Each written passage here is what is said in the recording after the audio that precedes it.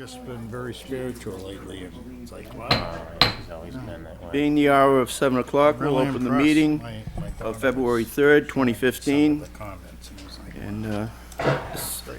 is our first meeting since the blizzard of 2015. We were scheduled to have a meeting that day, as you know, but had to postpone. Before I get into the agenda items, I would like to ask for a moment of silence. We have the passing of one of our election workers, Mr. William P. Yucatonis, who just recently passed. Moment of silence, please.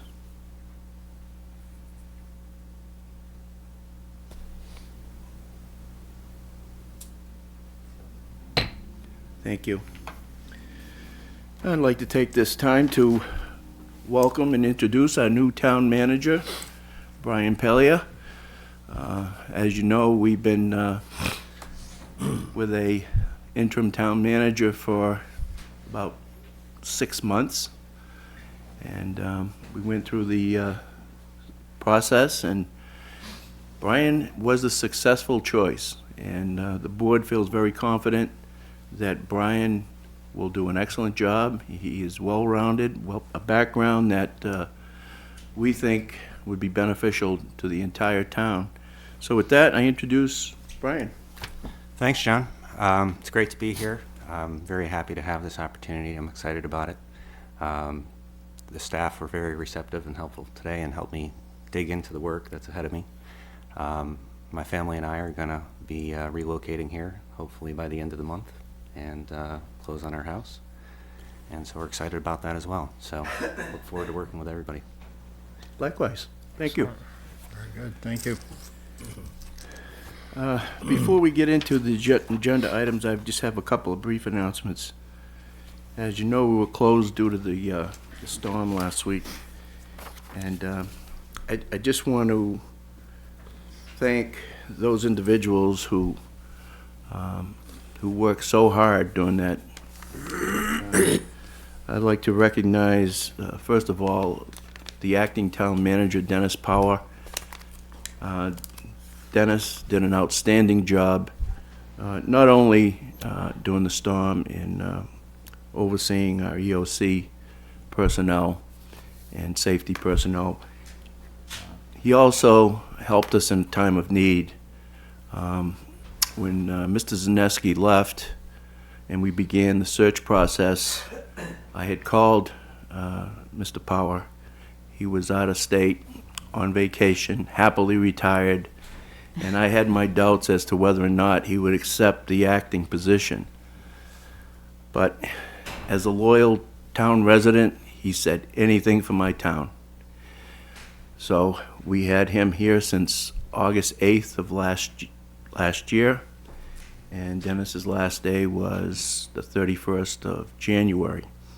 I want to take the opportunity to publicly thank Dennis for a very easy transition between our full-time manager to our new town manager.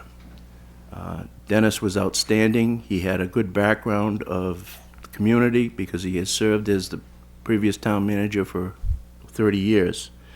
So that made the transition even smoother. So with that, I'd like to thank Dennis for all his work and his dedication to not only the Board of Selectmen, but the entire community. We enjoyed working with him and having him here for those 6 months. Also, getting back to the storm, our EOC personnel did an outstanding job, and I want to recognize them on behalf of the Board of Selectmen. Not only the acting town manager, Dennis Powell, but we had Chief Sherry Bemis, who headed up the EOC. She's the chief of the fire department. Lieutenant Anthony Sad, police department. Sean Duvall from the DPW. Steve Esposito, the ops manager for DPW. Donna Folio, the finance director and public information officer. Dick Donay, our facilities and maintenance manager. Terry Fike from our Board of Health. And also the school custodians who were also a big help during that time. And I'd also like to extend our thanks to the CERT team. That's the Community Emergency Response Team. These are volunteers. And they manned the warming station at the Oxford Public Library during the storm. I'd like to acknowledge Ann Morgan, Lena Hudson, Linda Newell, and Lisa Maloney. And I'm sure there were many, many more, and if I missed anyone, I apologize. But I know there were so many people that were dedicated to helping us get through the storm. So with that, we'll go to our first item on the agenda, which is Aquarian Water Company. Operations and capital investments requested by Francis B. King, Operations Manager. It's coming in now.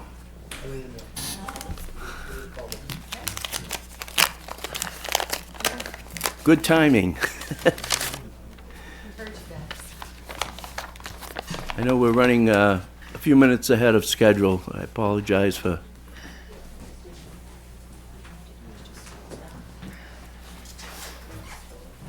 Okay, thank you.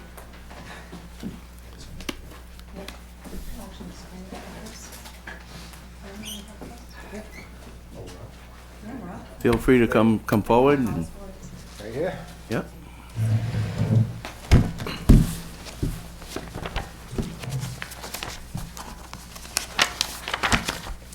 Welcome. Thank you.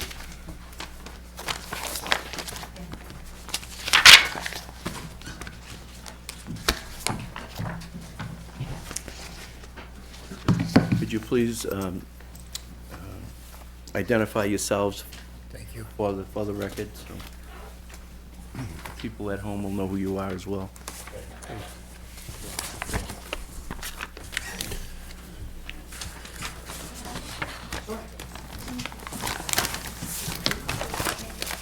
Good evening.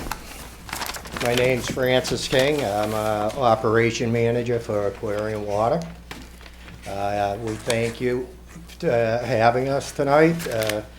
Give you an update on some of the concerns with the board members and also the direction that the Aquarian is going. I would like to introduce who's here with me this evening.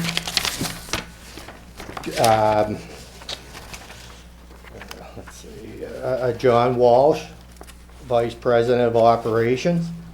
Ronit Goldstein, Manager of Community Relations, and Dan Lawrence, Director of Engineering and Planning. Now, this here is the team that operates in Millbury and Oxford. Most of these that's standing next to the vehicle you would see around town here. Donna Eli is the administrator. Pete Balkus is not in the picture. He is a new guy. He is a utility man B. Chris Day, utility man A. Paul Lawson, working foreman. Paul Drapo, senior operator, and then Ronit, myself, Jeff Farrell, Director of Operations for Massachusetts, and then Dan and John.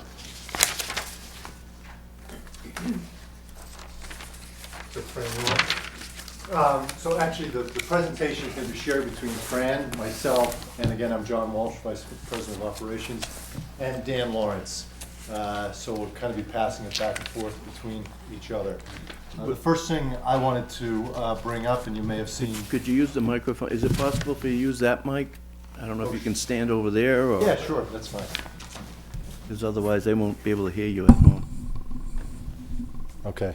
Is that close enough to it? That's fine. Whatever. Okay. So the first thing that I wanted to inform you of is that there is a rate reduction that's actually effective January 1st for the entirety of 2015.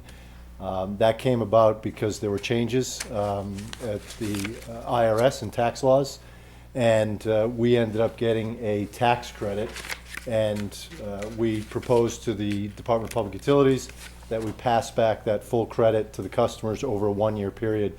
So what people will see is a 3.23%, what we call a SIR credit, on their bills throughout 2015.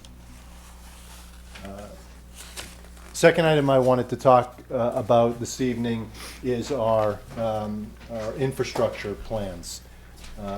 And I think in the past I've described to some of you what we call our capital efficiency plan. That capital efficiency plan evaluated every segment of pipe in the distribution system. And for each segment of pipe, we determine the material that the pipe is made of, the soil conditions that the pipe is in, its break history, and there's a couple other factors, like its hydraulic capacity. Based on all that information, we run that through a model, so every piece of pipe gets ranked, and then we end up with a list of prioritized projects. One of the projects on the top of that list was a section of Main on Main Street between Old Depot Road, right in the vicinity of what we call our old tank, going north up to Leicester Street.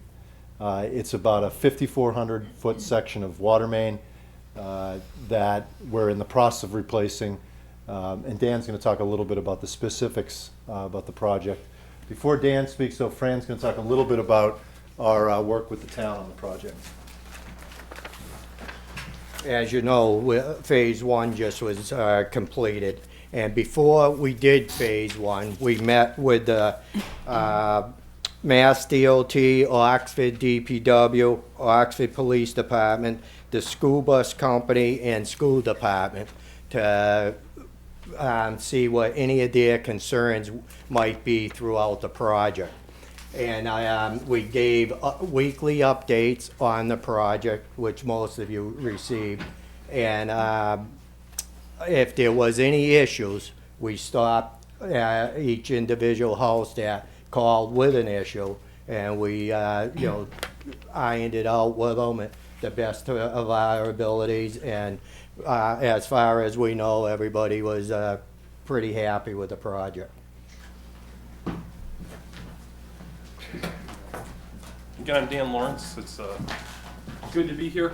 The project, because of its size, has been broken into 3 phases. As you know, in the community, phase 1 is complete from a water main installation standpoint. Still need to complete our milling and overlay, which is our final paving scenario.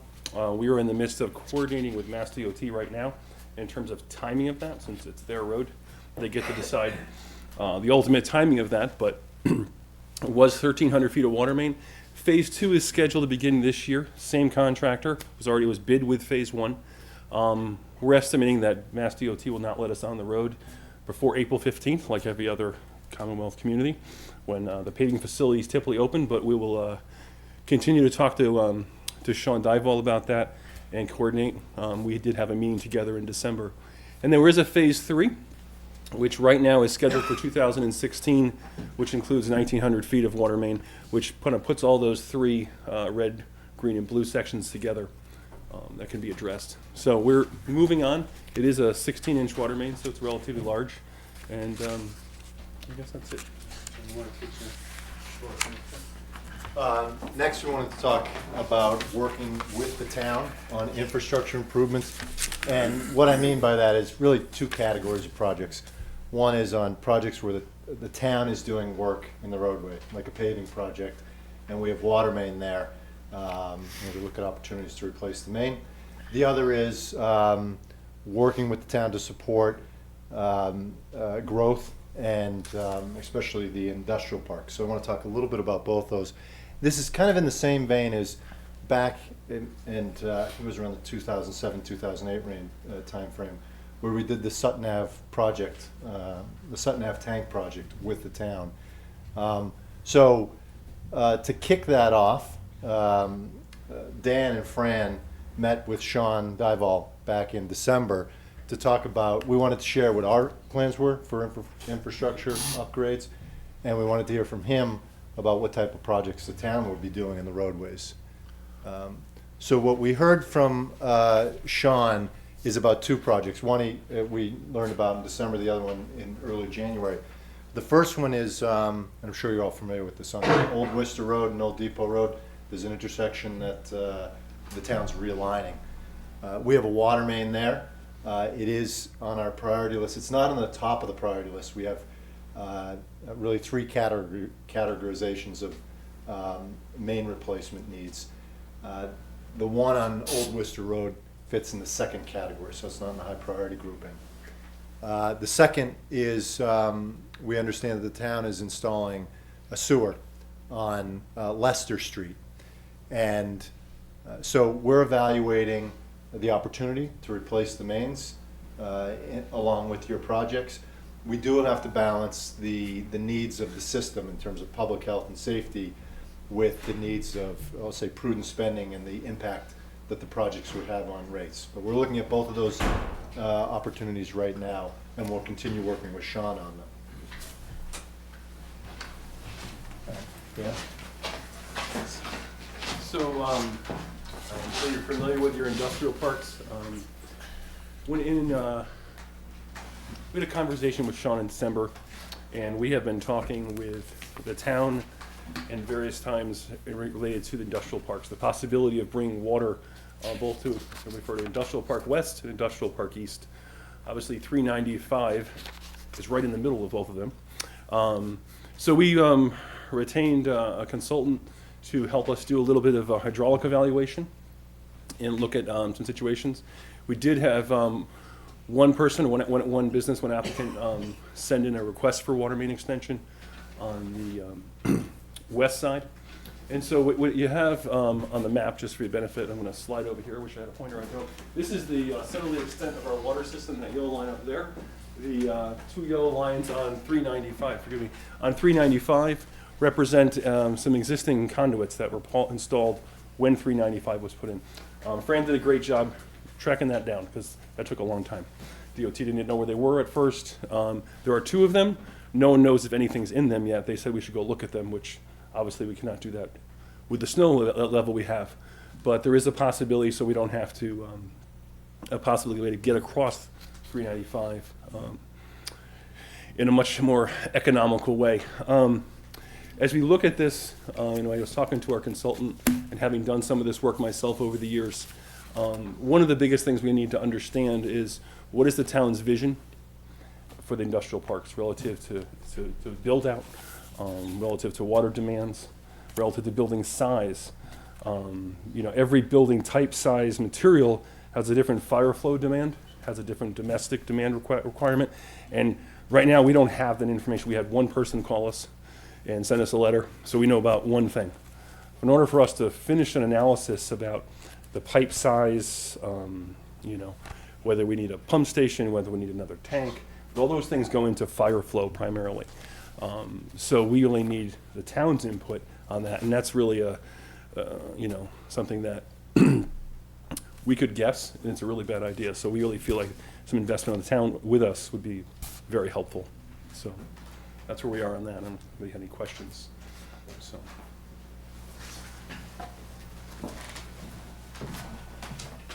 We had a customer advisory board meeting late in October, and we had roughly 25, 30 people that showed up, and we brought them through the system and how it operates and listened to any of their questions that they may have. And on the bottom is some of the stuff that Aquarian's been involved with in the town. Member of the Oxford Business Association, sponsors the Lions Club Fall Festival, sponsors the Lions Club Golf Tournament, sponsors Operation Santa's Toys for Tot, and a partnership with, actually it was the DPW and the Oxford Animal Shelter, where we brought water into the building for them, so I guess they had problems with their private well in the past where it froze. So we partnered up with them and brought them in water, so when it happened this winter. So with that, that's the extent of our presentation, and we'd be glad to take any questions. Board members? Sure. John, I'd spoken with you, probably was sometime last year, and we talked about projects you had planned, and one of the bigger projects was the main replacement from Rocky Hill Road to the center of town. Where does that lie? We do not, the 2000, well, as that slide showed, in 2015, 14, 15, 16, we're focused on that Main Street north of Old Depot. And so we haven't planned that next section, which is the next priority is the section you're talking about from Chigny to Rocky Hill. I think that Sean had mentioned the town, the town is doing something. Sigoni to Front Street. The Front Street, the town is paving. Okay, but I mean, what I'm interested in knowing, and maybe Fran, you know this, I'm sorry if I got this wrong, but the timing on that from Sean, because that's a priority section of Maine for us, and when the town plans to pave it, we obviously need to be looking at getting in there beforehand. But right now, in 15 and 16, it's the section north of Old Depot Road that we're focused on. Okay. And you had spoken about possibly bringing water to our industrial parks. Explain how the financing on that would work and who would pay for a project like that. Because I know that if we did something like that, we'd be talking about, we'd have to do a betterment, because we cannot pass that cost on to, say if we own the water company, we couldn't pass that cost on to the customer because they weren't benefiting from it. So there would have to be some type of betterment we'd have to charge for it, would be, I don't know, would it be a linear feet or frontage or whatever the case may be, but how would Aquarian finance something like that? It's, in terms of who has to pay for it, it's similar to what you just described for the town. We're under the DPU, Department of Public Utility Regulations. We're not allowed to install water main, I'll call it prospectively, hoping to get new customers, because the cost of installing that main would end up being paid for through the rates by our existing customers. So the customers who would benefit from it, the new customers, they would have to fund that water main extension. So if there was a real need or a large need and they were willing to partner up with Aquarian, that'd make a project like that possible. Yeah. Otherwise, it's not likely to happen unless everyone who's, affected is on board. And what we've done in the past on projects where, like the East and West Industrial Parks, there's been a number of cases where we've had, a couple different property owners come to us at different times and say they were interested. So what we've done is we've facilitated the discussion between those different property owners and, bringing them all together in a meeting. We present cost, the estimated cost of the water main extension and any other facilities are needed. Sometimes pump stations are needed. We develop what are called extension contracts for all the interested parties. Sometimes it's a relatively quick discussion over a couple months with the various owners. Sometimes it takes more time because what sometimes happens is you'll have 6 property owners interested, and then you get 90% of the way there to sign the contracts, and one of them will drop off. And all of a sudden now, the other folks have more cost, and it takes time for them to decide whether they want to proceed with that additional cost. But our role is typically the facilitator, bringing everyone together, explaining the process, estimating cost. Okay. Phase 1, 2, and 3 and the Rocky Hill to the center of town project. Why are we doing that? What necessitates the need to do these projects? Or the phase 1, 2, and the one Yeah, that just in general, run down and say, okay, we're doing this, but why are we doing these? the Main Street from Old Depot to Leicester Street, that's a combination of factors. It's an old main. It is a main that's had a number of breaks on it. It's a type of pipe that's actually, it's cast iron, but it's by a manufacturer called Universal. Not a, doesn't have a great history, not only in Main Street, but any place it's installed. And on top of it, it's a, I believe it's an 8-inch diameter main. Right. So it's small main, we're putting a 16-inch in. The reason we're putting a larger main in is, let me show the map up here. Is it still up? Oh, probably not, right? So it's gone. That project runs the distance between what we call the old tank and the Jevic tank. And because there's such a small main in between those two, there's a hydraulic imbalance between the two tanks. So when the tanks are filling up, when we're pumping from the wells into the tanks, you'll overflow, if you're not careful, you end up overflowing the old tank before the Jevic tank further north spills. So we can't fully fill the tanks. And also, the smaller main inhibits water coming back from the Jevic tank into the town in the event of a fire. So it's age, brakes, and hydraulic restriction with the smaller main. Now, you'd spoken about the imbalance between the two tanks and one would over. Isn't it your intentions to, at some point in time, remove that old tank? It is. Back when we did the capital efficiency plan, that tank was identified, it has some investment needs. And so our engineers looked at it and said, you can invest money in this tank, but the reality is with the Jevic tank, the old tank, and the Sutton Ave tank, there is more than enough storage in the system to actually allow for the removal of the old tank. And instead of spending money on a tank that can be removed after we put this water main in, we've held off on investing in that tank with the expectation that once this water main is in, that we'll be able to remove that tank from the system. Now, you said that the tanks that we would have remaining would be able to handle the capacity. Yes. How about future growth 10, 20, 30 years down the road? I think we've had, I don't know, Dan, if you know the details, we've had our engineer recently relook at this because they did the tank analysis back in, I think, 2007. So we asked them to go back and revisit it just to be sure that the same decision can be made to remove the tank. And was that in their recent evaluation? It was, again, your tank volume has more to do with fire flow than it does with domestic demands, Yeah. if you will. So what they're saying is we can meet our fire demands on your present development. This is why we talk Without about the old tank. without the old tank. That's why these industrial park developments and how much flow and demand you're going to have in various places becomes extremely important to us as we plan the system. So, but Yeah, the Jevic tank and the old tank are pretty close to each other. If you were to put another tank, it wouldn't be right back in the old tank location likely. Correct. If that makes, because they're so close to each other.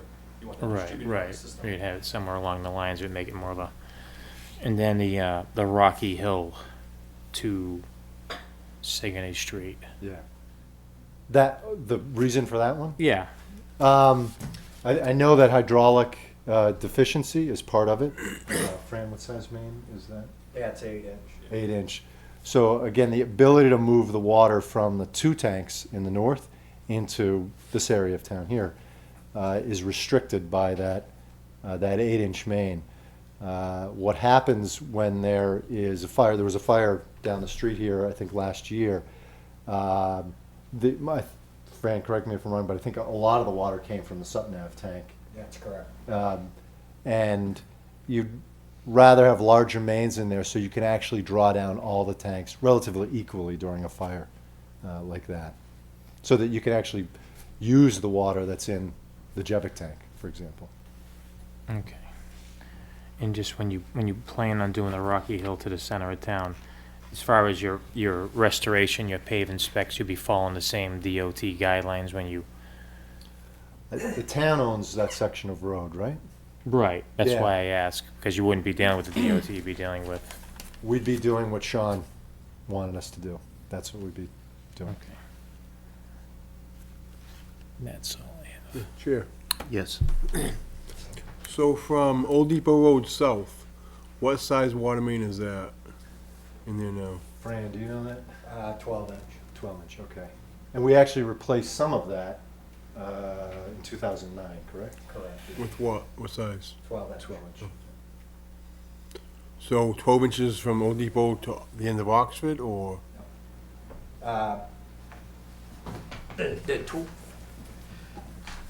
The 12-inch goes from actually Old Depot Road to Rocky Hill right now. And then it's 8-inch from there to Sagoni. Then from Sagoni through the center of town up to the post office is all 12-inch. So when are you gonna plan on, like I said, 8-inch, you said is restriction. I understand that. So when you gonna replace the 8-inch on, Main Street from Depot to, or from Rocky Hill to Sagoni? We don't have a date for that yet. It's definitely a couple of years out because we already have the 2015 and 16 plan in place. I think part of it is definitely influenced by the town's plans to pave Main Street. Because if you're going to go ahead and pave that, we're not about to say 2 years later that we want to dig it up and replace the main. We're not going to do that, obviously. Any other questions? I have a question regarding the proposed intersection, Old Depot Road and Worcester Road. That's one of our priorities now, according to our DPW director. And you had indicated earlier that that is not one of your priorities at this point. It's in the, it's not in the high priority category. I think it's on our list of 10, excuse me, I think we have a list of 20 or 25 projects that came out of our capital efficiency plan. That one, I believe, is item 10 on the list. Okay. So it's in that mid category. We just need to be, I want to tell you right now that we're going to go ahead and replace it before you realign and all that. But we need to take a look at it and make sure that we're doing the right thing, because that spending ultimately impacts rates, and we just need to make sure that we're, that we're doing the right thing, that it doesn't affect rates to any great extent. It's a balancing act. But the only concern that I have is if that project goes ahead, our end of it, and that intersection is done, and then you're gonna come along later, and we have to tear up that intersection, which would mean that we would have to repave again. Would that be at your expense if that has to happen? Yeah, oh yeah, if we have to we would have to repave it. We need to look closely at this to make sure that we're comfortable, if we're gonna leave the existing main there, we would have to be comfortable with it being there for, and actually I talked to Sean about it, is it 7 years, is it 10 years? Sean's gonna have an opinion on how long he would not want anyone to dig there. And if he said it was 10 years, we would have to be comfortable with the existing main being there for that amount of time. So I want to look at it closely to make sure that we make the right decision.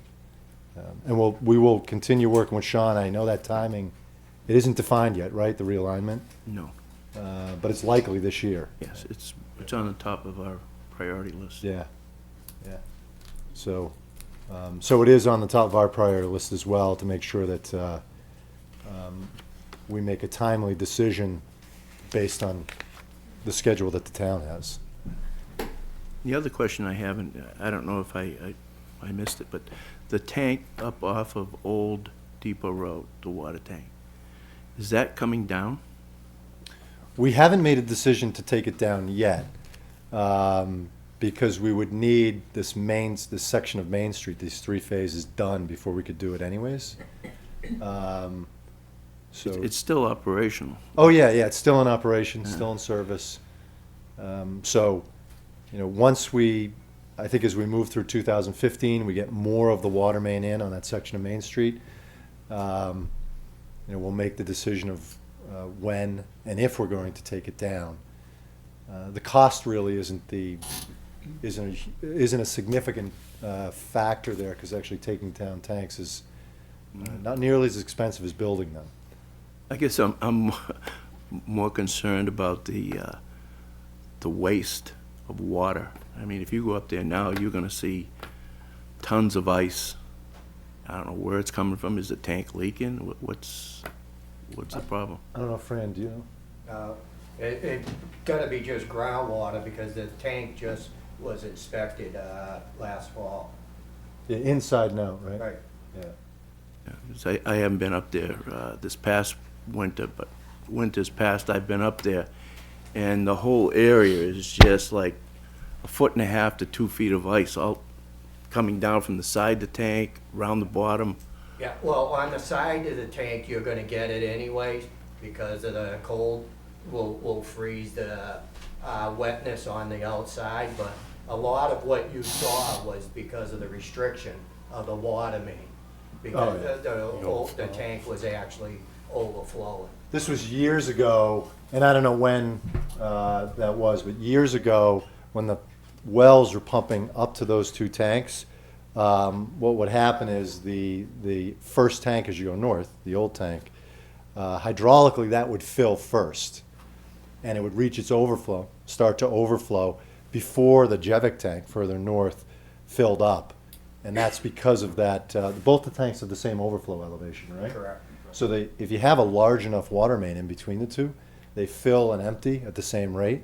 But because that water main there is only 8-inch, they don't fill and empty at the same rate. So in years past, my understanding is the old tank did overflow sometimes. But that is, your control now is based on the old tank? No, it's still controlled off Jevic, but we brought the levels down. Okay. So what happens is the wells turn on and off based on the water level in the Jevic tank. But you've set the water level at which the wells turn off is low enough in the Jevic tank that the old tank doesn't overflow. And which means that there's how many feet at the top of Jevic tank that aren't being used? We're not filling it. Roughly about 5 feet. Yeah. The other question I have is, what size pipe do you have going from the center down up Sutton Avenue towards Sutton? From the center to the bridge is 12-inch. There's a piece of 8-inch going under the bridge to Market Basket, then it's 12-inch from there up to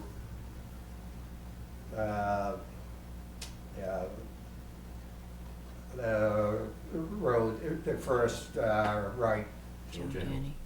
No, before Joe Jenny. Fort Hill Road. Fort Hill. Up to there, then there's a stretch of 8-inch from there to Rocky Hill, then it's 12-inch again from there all the way up to Joe Jenny. And I believe, Fran, that a section of that main is on that high priority list for replacement. Correct. Is it the 8-inch Yep. section? Okay. And that's the section, what I'm trying to find out here is it that section that's your priority, is it in the general area of where we're at the industrial interchange, commercial interchanges, where Market Basket is, and there are other buildings that are being built there? There's a gas station going in, there's a strip mall, box building, restaurants. Is it in that area? No, there's actually 12-inch all the way down to there because from a Sutton Ave tank. Yeah. Okay, so that would be sufficient enough to handle any expanded growth in that area? Right. Yeah, because there's a 12-inch, the entire length between Sutton Ave and this proposed new development, right? No, there's a piece of 8-inch that goes under the bridge and right down to Market Basket, probably a couple hundred feet. Okay. So if there's commercial building going on across the street from where Market Basket and Hope Depot is, because that's also business property, and we envision that there's going to be some future expansion in that area once the Market Basket Home Depot area gets full, they're gonna be looking across the street. Yeah, what we should do is, I think what we should do is sit down with Sean to understand all the development that could happen there. And then what we have a hydraulic model of the whole distribution system, and we can get some expected flow information from him, both domestic and fire flow needs at the proposed properties, and put that into the model and just make sure that we can provide, especially the fire flow. Because the domestic needs, typically, we're okay with that. It's a matter of someone's looking for 1,500 gallons per minute fire flow. Can we provide that on a maximum demand day in the summer with the tank, halfway full? Now you're hitting on exactly the point I was going to make. In our industrial park that doesn't have town water, it became very, very expensive for businesses to go in there and meet the state requirements for fire protection because there was no municipal water available. They had to use wells. So the insurance rates are very high in that area due to the fact that they don't have town water, they have well water, and they had to spend an inordinate amount of money in order to put special sprinkler systems in for fire prevention. So I don't want to see that happen, because that was discouraging to some businesses that wanted to come and move into the industrial park. When they found out that there was no sewage, no water, these were added expenses that turned these businesses off. So we practically had to give that land away because it didn't have the public utilities. And I don't want to see that happen in our area, where we're starting to get some good development in that Home Depot area and the area proposed across the street as well. Yeah, so next step here, we'll reach out to Sean Dival and make sure that we understand all the demands there in terms of domestic and fire flow demands, and run them through our hydraulic model to make sure that as the system is now with the pipe size we have now, that we can provide these fire flows. Okay. So we'll do that, definitely. Very good. And I just wanted to say in closing that I appreciate you coming in here, and I'm sure the board does as well. It's nice to have the lines of communications open and working. Yeah. For many, many years, we had what we felt was a lack of communication. And I know that you didn't own the system that whole length of time. You're the newbies on the block since, what, 2002? 2002. Yeah. But even then, we didn't have the communications that we're starting to see now. And I just hope that it continues, because it not only benefits the town, but it benefits the ratepayers as well, so they know what's going on. Yeah, well, I And appreciate know that there's a working relationship, that there's communications between us. So I thank couldn't you for agree that. with you more. The communications are absolutely critical. And I have Dan and Fran both, I think, do a very good job with that. Sean has been very open with us, willing to meet. So I think we're on the right path. And thank you all for having us in. Well, thank I you. appreciate it. Any other questions, board members? Well, thank you for coming in, appreciate Right. it. Thank you. Thanks a lot. Thank you. Take care. Thank you. No one's gonna do it? I'm not sure we ever got around.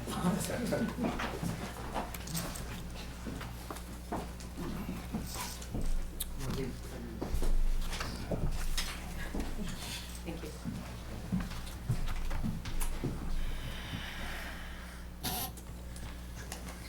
Okay, the next item on the agenda is Paul Friend.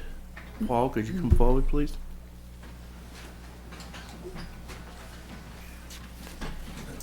Good evening. Good evening. Evening. Where would you like me? Right there? Right there. It's fine. Okay, cool. Okay, I'm just gonna read the letter that you sent us, just so that we all know why you're here.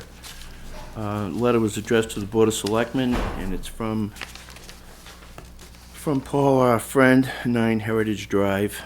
I am suggesting that the Board of Selectmen become actively involved in helping Oxford take part in an aggregation program to purchase bulk electricity at a rate lower than basic service rates.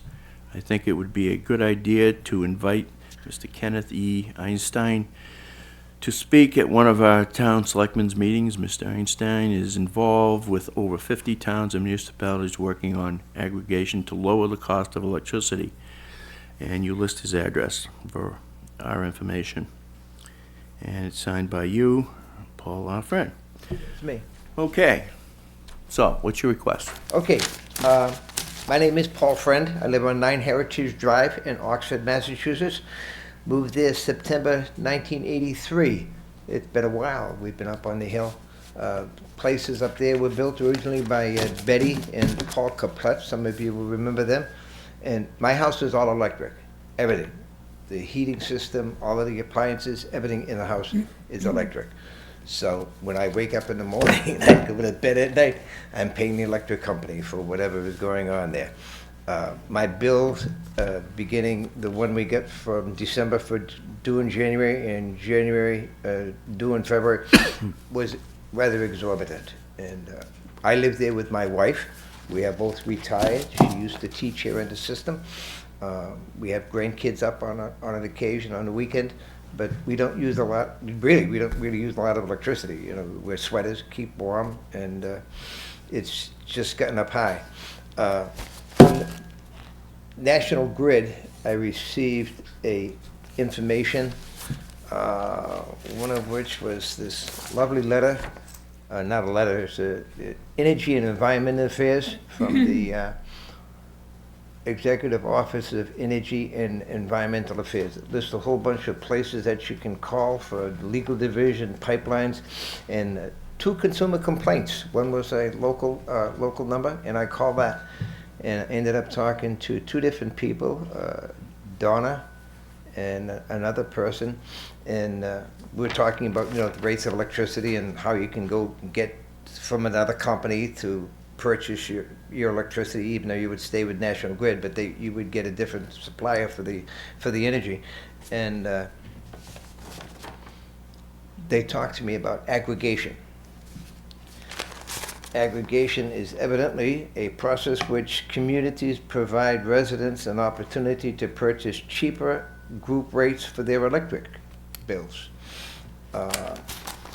And early in January, I went down to the town hall, to the manager's office, and I just started asking questions because I had seen in the local newspapers and on the radio that there were a number of towns in the area that were getting involved with the aggregation process for the residents of the communities. And so I went over to the senior center, and I was introduced to the director of the senior center, and she introduced me to the people who were there having a meal after some entertainment. And she said I had a petition, which I didn't have a petition, and people started coming over to me to talk to me about the electric rates and stuff like that. So I put together this thing, and it says, the above citizens of Oxford are interested in the town council trying to do something about the recent electric rate increase from National Grid. Towns like Leicester have helped residents obtain a lower group rate for their bills. Can our town council help us lower our bills? And, you know, it was not a petition that I went there to get, but there was, you know, however many people came up and they just signed this, and I brought it back over to the selectman's office. And that night, I got a telephone call from a lady by the name of Terry Burke Dotson. She lives in Millbury. She comes to Oxford on a frequent basis. She comes to a lot of the small towns in the area. She had been a candidate for state rep, and she lost to Mr. Thatman. And we started talking about Charlton and Leicester and other places joining this aggregation movement. She sent me information about Mr. Kenneth E. And you know who Einstein was. He was really brilliant. And I'm evidently not an Einstein because I said his name was Kenneth Einstein, but it's Kenneth Elstein. He's from the Community Choice Aggregation Specialist, Electricity Department, the Hampshire Council on Governments. I contacted Mr. Elstein about coming to Oxford to talk with you people, you gentlemen, about getting us involved in an aggregation program.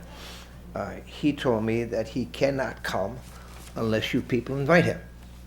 So that's why I sent you the letter suggesting that you invite him to come and talk to us. Again, as I said, my house is all electric. I'm sure there are other people in town who have all electric houses, or even if they don't have all electric houses, I'm sure their electric bills have gotten pretty heavy, most recently, specifically. And I just couldn't believe that it seemed to me that nobody was doing anything about it, except, you know, just if you wanted to go off by yourself with another company and get a lower rate, that didn't really interest me, you know.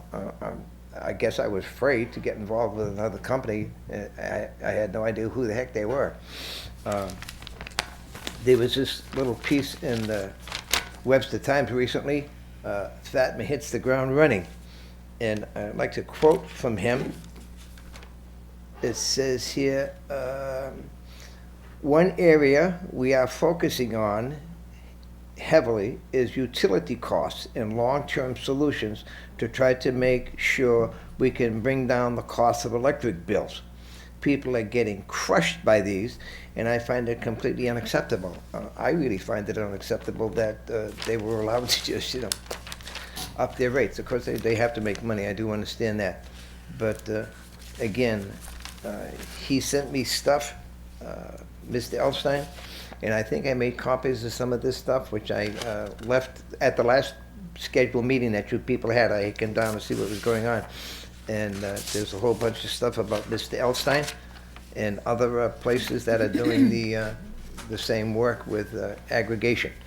And you people know, I'm sure you do, you have must have joint little groups that meet with other boards from different towns, and I'm sure you would have much greater access to the information that's going on out there than I do specifically. It's just, you know, I'm just a Joe who is not happy with his bill, and I just thought that you people would have more access to finding out and getting stuff done specifically.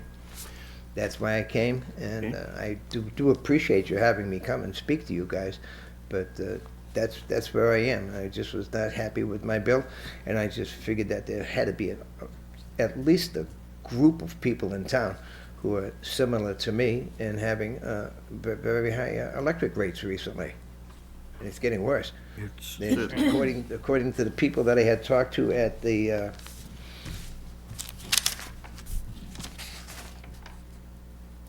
Energy and Environment Affairs, they're going to be changing again in May, the electric rates, and again in November. And she said May would probably be coming down a little bit, but she said next November she kind of like shudders at the thought of what it's going to be at that point specifically. Again, I've been speaking with Ms. Dotson and Mr. Elstein, and she, Terry Dotson has come. She was at the last meeting. We came. We were sharing information that we had about what was going on. And she's here this evening. She had something she had wanted to say to you too, if you had a moment to just listen to her. But really, that's what my whole thing is. That it's me that I'm worried about specifically. But I'm sure again that there are other people who could use some assistance in trying to get to lower our electric bills. That's all. Well, we thank you for coming in, and I think we're all aware of the fact that the electric rates have gone out of sight. I, like you, also am all electric, so Okay. I feel your pain. Even if you're not all electric, it certainly had to go up. It's you a know? burden. It's a Yeah. burden for a lot of people. It is, yeah. As a matter of fact, this is relatively new because now that the rates have gone up, people are looking more closely at alternatives. Right. As a matter of fact, the Massachusetts Municipal Association at their statewide meeting in Boston a week ago had a trade show, and there were a number of booths with companies that were involved in the aggregation. Okay. And I did receive a couple of notices, and I don't know if I still have them or not. But I think that we can get that information from the Mass Municipal Association. And I think it would be incumbent upon us, if the board approves, to seek out information from all those groups that are involved in aggregation. Right. And also, I know that there are other communities that have begun to go forward with this. Yeah. So Yes. it might be worth our while to have our town manager research this a little further. Find out what we can do as a Yeah. community. Okay. So, I know there's tons of information out there. It's just a I'm sure there is. mattering of gathering it together and to going with the right people Yeah. that can give us the best deal. Yeah, again, I'm a small potato, and I think that you people have more access to the information that would be beneficial to us specifically. Mr. Elstein mentioned, that he had 50 towns and municipalities that he's dealing with. I cannot honestly say that there are any towns that have actually aggregated and gotten their rates lowered, but I know that they were working on it. There are communities that are specifically. looking into it. Yeah. Right. Board members? Yes, Mr. Vos and then Mr. Berthium. Mr. Friend, thank you for coming in. Thank you for taking the time to do what you're doing, because a lot of people have problems, they have issues, and the only thing they Yeah. want to do is they want to complain about something. You actually have done your research, and Yeah, you've well. made your phone call, so I do appreciate that. This is intriguing. I would have a great many questions as to how you would go about getting everyone in town on, getting their power from the same place, and how that would work, and how it go about, would it be like a meeting at a town meeting, or? Yeah. So, I agree with you. I guess this would be a good first project for a new town manager, right? Get them rocking and rolling on this. If you have any. I'm passing the I buck. thought I saw his head going like this. Yeah. And he's here all the time, so you can call him anytime you want. and Ms. ask Dotson him had questions. reminded me that it was a special town meeting that they had called. Yeah, I mean, if you're gonna do it townwide, it has to be, the voters have to vote it at Yeah, town meeting. I would have to spend my whole day out there with, the pen and the paper and getting all these people to sign this thing if, there's other ways of doing it, I know than that. Yeah, you'd have to, it's gonna be interesting, because I know this, it's this relatively new phenomenon now, with people looking for alternative ways of getting their electric power. I mean, Right. past year or so, electricity costs have gone through the roof, so people, where they used to see their electric bill, it's the same thing, send my check, and now like, whoa, thing went up by 35%, makes you start thinking. I know of a lot of people who have actually bought electricity from other suppliers and are saving a significant amount of money, so I'd be curious as to see, if these people have written contracts with these alternate suppliers and the legal, there's a whole lot, here, something that, That's what scared me about you just going, because we've been with this company, used to be Western Mass Electric, but now it's National Grid. And, I just hesitate to just go, who do you go to? And, what do they have to offer? And, what are the repercussions of going through this? that seems fairly complicated. It so- is, it's a complicated thing, and there are a number of people now that are getting involved with it, with the aggregation, so I think it's incumbent upon us to look at more than one company that's Yeah. involved in this. With a bunch of people, the aggregation, you get an even better deal. I understand with a that, bunch of people going at the same time, instead of just, 5 here and 2 there, and, me.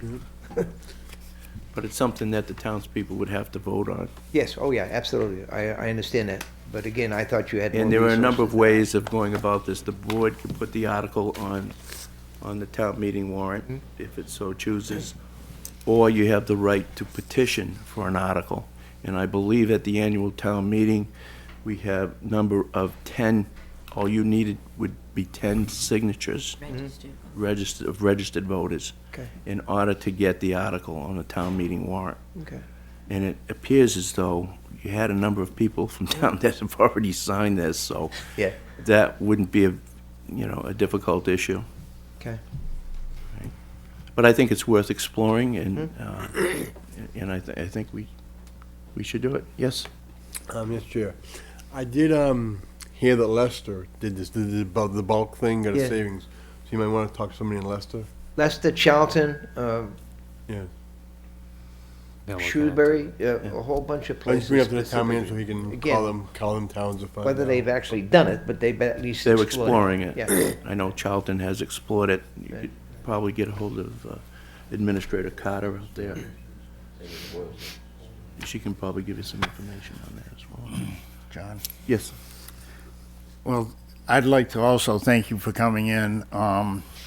I don't know much about my household finances, to be honest. I'm the type of guy, I go out, I work, I bring my paycheck home, my wife takes care of everything. So My wife when does too. people ask me how much you pay for cable, yada, yada, I don't know. But I do know, it's interesting you bring this up, because I do know that we are involved with one of these companies you're talking about, where we have just received like close to 15-20% saving on our electric Okay, bill. good. Where I'm involved with the Lions Club also, so, that's how we got in contact, and my wife handled all that, so we've been very happy. You still deal with Mass Electric, or whatever they're called now, but you're dealing through another company. I don't know how it works. All I know is when my wife says we're going to go to this oil company, that's where we go. And my wife says this is where we're going to save money, that's where I go. So Smart They, man. they deliver it, and the other company pay you. You buy it from the other company, but you still keep National Grid. They do everything if you've got emergencies. power right, breakdowns and stuff right, like that. They right. still do the same It's just we're saving. I know she said it's a good 15-20% we're saving on our rate. So I was like, okay, that's good to me. When you know it's coming, and they're saying 33%, you say, yeah, 33%. But when you look at the bill, and you say, ooh, is that 33%? My goodness, ooh, wow. And it's really a shame that the Department of Public Utilities allows that to happen. I know. Yeah. That's one agency, as far as I'm concerned, that really needs to be looked at, and possibly an overhaul. Yeah. Because they seem to be more towards the provider than they are the user. Right. Okay. And for them to allow a company to go up 37% is just outrageous. Yeah. You I know, thought so if too. they needed to go up, why not let them go up gradually so it doesn't hurt Yeah. the working people that are trying to get by on a fixed budget? True. Especially retairies, that, yeah, they get a certain amount of income in, they put aside whatever they have to for each of their bills, and you take a 37% increase in one bill, that knocks your budget out of Yeah. whack. So, there's got to be more consideration to the user. So I don't know what to say, other than I think it's a good idea, and I certainly appreciate you bringing it forward, and I know. think it's worth exploring. I Thank you. appreciate you letting me come in and address you. Very Oh. nice of you. I appreciate that. Anytime. That's your right. Right. That's your right. Thank you. We're not going to get into a debate here, so, Yeah. we're going to explore it, we're going to research it, and if you have any information to offer to us, if you could put it in writing, submit it to the manager's office, we'd certainly appreciate it. If I find out anything else, I'll let you know. I do know his Great. name is Elstein, not Einstein.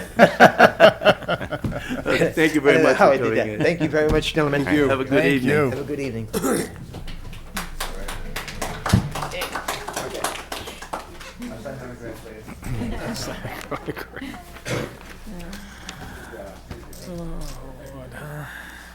Okay. We're going to go now into the manager's report. Mr. Manager. Contract negotiations with the police union are ongoing, and we'll be talking about that in executive session. So that's one item. There's a victuals license that needs to be revoked. Property at 187 Sutton Avenue was sold to some new owners, and so the board needs to revoke the prior license issued to the prior owners. That's license number 2258. Okay, pleasure of the board. I'll make the motion that we retract that license. I'll second it. Okay, we have a motion that's moved and seconded. Questions? Discussion? There being none, I'll call for the vote. Yes. Yes. Yes. Yes, 5 in the affirmative, motion carries. The meeting minutes of May 21st, 2014 are ready for your approval. Pleasure of the board. I'll make that motion. Second? Moved and seconded, discussion? Being none, call for the vote. Yes. Abstain. Yes. Yes, 4 in the affirmative, 1 abstention, motion carries. The meeting minutes of October 7th, 2014 are ready for your approval.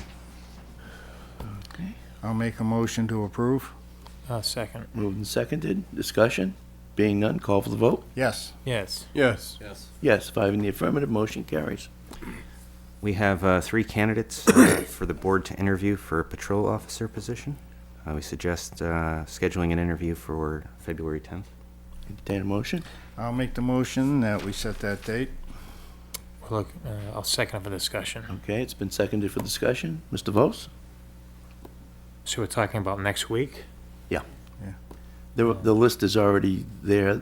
They're coming in to sign it. And these are 3 applicants who There's have only 3. previously We've already interviewed Right. these people already. applied? Okay. Didn't we see their letters already went out? They had to come in and sign for Right. those also. Right, Yeah, it's so, it's 3 of the same candidates. Yeah. There's not a big learning Nobody curve knew. here. no. Will we get the scorecards before then, so we can start in on, filling them out on the sections that don't require an interview? Okay. Any other questions? There being none, a call for the vote. Yes. Yes. Yes. Yes, 5 in the affirmative, motion carries. That's all I got. Oh, very good. Selectmen's request. Thank you, Chairman Sad. Well, you kind of touched on what I was going to say, but I definitely I already come in and said hi to Brian and welcomed him this morning, but I'd like to publicly welcome him and wish him very much good luck. You came to a good town, good decision. Thank you, sir. I also, last Friday, did come in and say thank you to Dennis, but I want to publicly say that he's a great man, did a great job.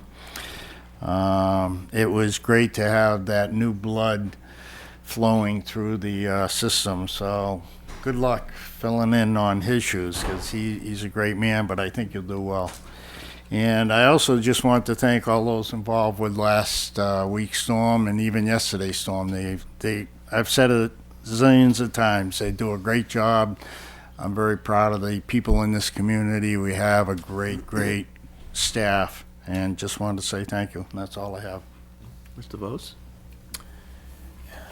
Yeah, Dennis obviously did a fantastic job for us. It was pretty seamless, and I find it very relaxing working with Dennis, and he'll be missed. I wasn't around the end of last week, so I didn't have an opportunity to say goodbye to him. So hopefully I can reach out to him and give him a call and thank him. And welcome, Brian. Thank you. Kind of a rough couple of days with the snow and everything, but you're from Vermont, so I think you can handle We it. usually drive over it. Usually drive over it, Save a lot of money that way, but I think everyone will be mad, I think Well, in so. this town, people always appreciate the roads are always ploughed. I have friends who live in bordering communities, and they say, I can always tell when I get into Oxford because the road goes from really nasty to really nice. So, So we'll keep it that way. well, yeah, we gotta Yes. keep it that way, I guess. Give people something for their tax money. And we had spoken about interviewing next week for full-time officers, and I know our ranks on the PEI role are, they're thin. And I think, we haven't kept up with keeping, we have guys that go from PEIs to full-timers, and what we've been doing is letting them dwindle down to basically nothing, where we come up with we come to a situation where we don't have any PEIs, or we don't have enough PEIs to. So I'd like to, I think I did this about a month ago. I'd asked that we'd reach out to the chief and find out, what his needs are. I know that we're down quite a few officers. We're running into situations where we have a lot of overtime, which is extremely expensive, and And the one way of combating that is to bring in some permanent intermittents. So I'd like to get another list going on, of permanent intermittents and start that process as quickly as possible. You know, if we could reach out to the chief and see what his feelings are on that, but I think that's something we need to do. I don't know how the board feels about that. I agree, I agree. I agree. You know, and we voted on this a while back, and the board was unanimous on this, that we wanted to keep an active PI list, and that was our feeder program in the event that we needed to appoint someone to a full-time position. And it's worked well over the years. And you're right, it has dwindled down to 3 people. And, Yeah, it's tough when you get 3 people because. exactly. In the permanent intermittent list, as you know, we use them to fill in when we need an officer part-time. And Absolutely. the rates are a lot cheaper than it is than paying a full-time officer time and a half. And it's So- always time and a half because they're filling you know, and then you get all your other costs of your insurances and things of that nature, so, It's a savings to the town. you know, we're not trying to be cheapskates, but, money is thin and, the town needs to look at every innovative way to save money, and this is one way that we've, you know, worked with our police department to kind of, it's twofold. We're saving money, but we're also bringing people in and kind of training them from the ground up. Also, we'd, in a discussion with Aquarian today, we had talked about the roads that we plan on paving, and I heard some things today for the first time. So what I'd like to do, propose, is to have Sean Dival come in, and I'd like to do this on an annual basis and talk about what roads we plan on paving this year, what projects we have coming forward, not only to bring the board up to speed, but let the people in town know what's going on. So I believe he's scheduled to come in. he's scheduled to come in. Do you have a date for him on this? Yes, February 24th at 7:10 PM. Excellent. He's coming in just for that. Great minds Just think you. alike, right? Yeah.